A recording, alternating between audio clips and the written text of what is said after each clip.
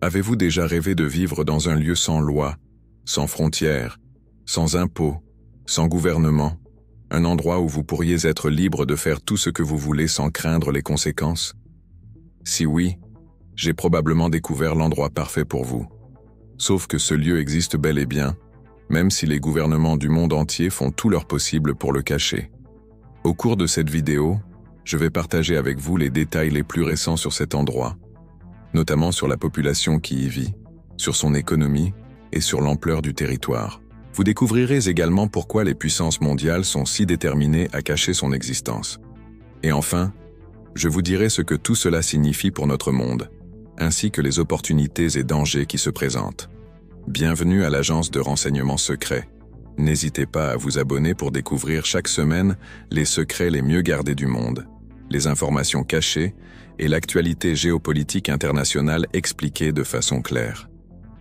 Au cœur de la mer du Nord, plus précisément sur l'ancien bastion anti-torpille de l'armée britannique appelé Ruff's Tower, se trouve un territoire de 2,28 hectares qui revendique son indépendance depuis 1967. Non, ce n'est pas une blague. C'est un endroit réel, et cela a été confirmé par un tribunal anglais. En 1967, un homme anglais du nom de Paddy Roy Bates, ancien lieutenant de la Royal Marines, a quitté l'armée pour tenter de gagner sa vie en écrivant des romans d'aventure. Cependant, lorsque l'auteur s'aperçoit qu'il n'arrive pas à subvenir aux besoins de sa famille, il entreprend de trouver un nouvel emploi. C'est alors qu'il découvre Ruff's Tower, un ancien fort britannique abandonné qui se trouve à 6 miles au large des côtes de Suffolk. À l'époque, Ruff's Tower était sous l'administration du Ministry of Defence, mais celui-ci avait l'intention de le détruire. Bates comprend alors qu'il dispose d'une opportunité unique et décide d'intercepter le chantier de démolition, chassant physiquement les ouvriers qui y travaillent. Après avoir hissé un drapeau, il proclamait l'indépendance du lieu et a nommé ce territoire le Principat de Sealand. Bates justifie son action par le fait que le fort n'était pas occupé, qu'il était situé hors des eaux territoriales de tous les pays voisins et qu'il n'appartenait à aucun État. Il a alors publié une constitution pour ce territoire et a commencé à vendre des timbres, des monnaies, des passeports et des licences de mariage. Cependant, le gouvernement anglais n'a pas apprécié ces actions et a envoyé la marine pour appréhender Bates.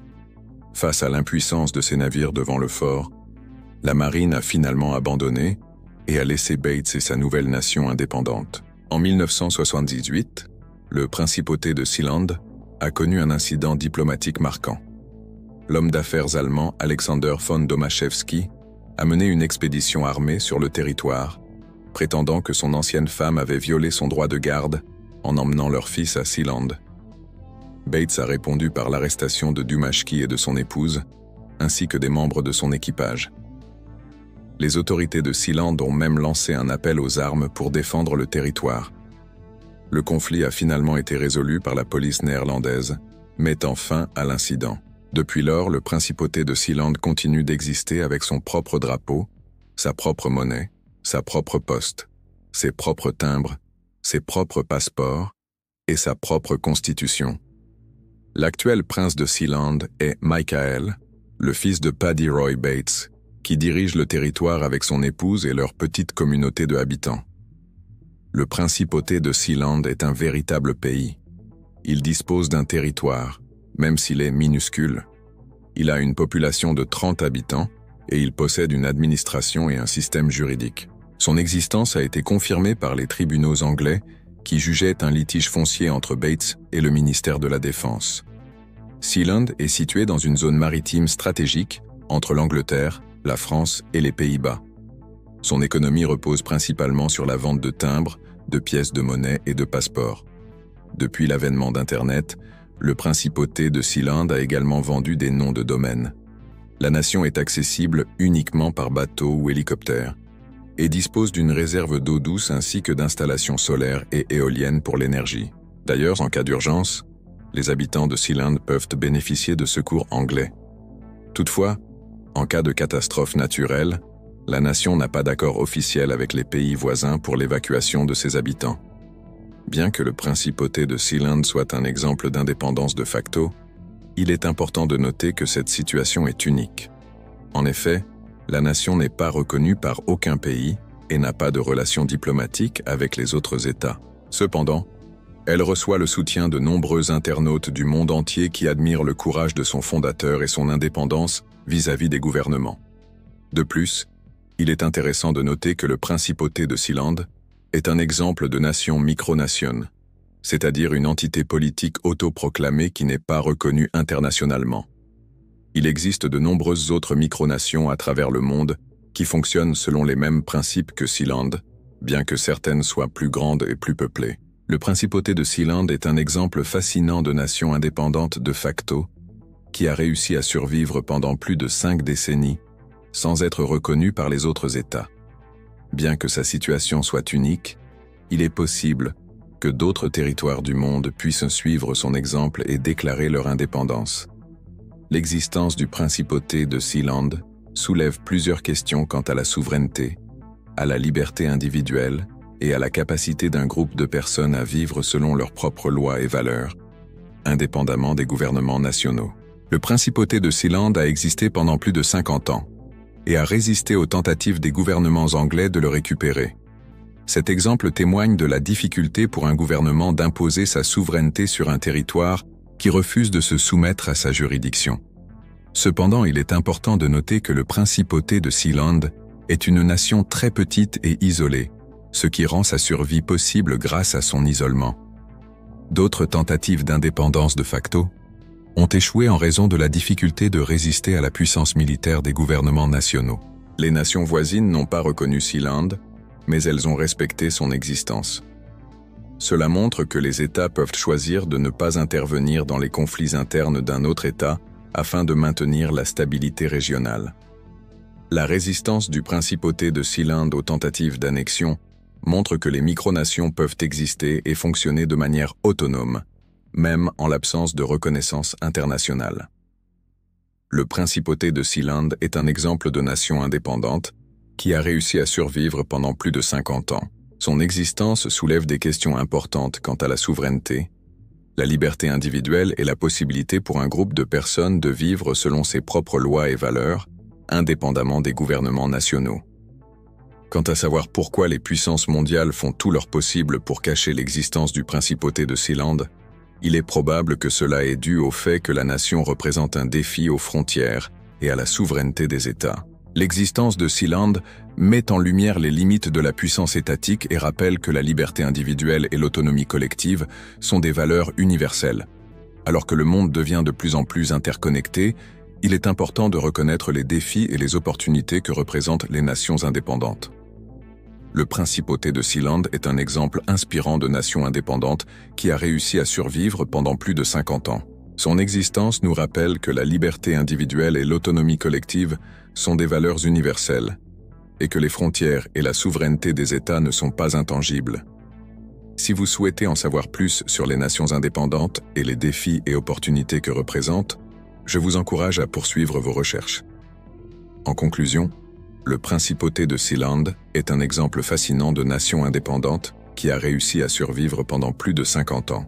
Son existence soulève des questions importantes quant à la souveraineté, la liberté individuelle et la capacité d'un groupe de personnes à vivre selon ses propres lois et valeurs, indépendamment des gouvernements nationaux.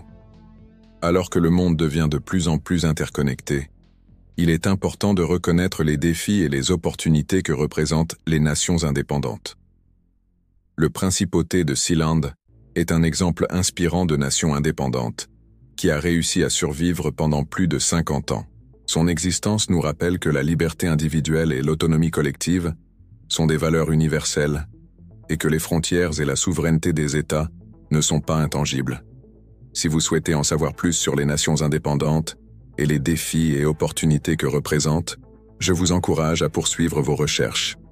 Je vous remercie de m'avoir écouté et de m'avoir regardé jusqu'au bout. Pour aller plus loin, n'hésitez pas à consulter mes sources en cliquant sur le lien dans la description de cette vidéo. Si vous avez aimé ce contenu, laissez un commentaire, un pouce bleu. Cela me fera vraiment plaisir.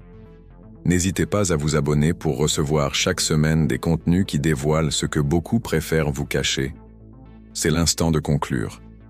Je vous invite à rester connecté à l'agence de renseignement secret. Je vous remercie de m'avoir écouté et de m'avoir regardé jusqu'au bout. Pour aller plus loin, n'hésitez pas à consulter mes sources en cliquant sur le lien dans la description de cette vidéo. Si vous avez aimé ce contenu, laissez un commentaire, un pouce bleu, cela me fera vraiment plaisir. N'hésitez pas à vous abonner pour recevoir chaque semaine des contenus qui dévoilent ce que beaucoup préfèrent vous cacher. C'est l'instant de conclure. Je vous invite à rester connecté à l'agence de renseignement secret. Attention, prêtez une grande attention. Je vais vous présenter quelque chose d'incroyable dans les 3,1 prochaines secondes.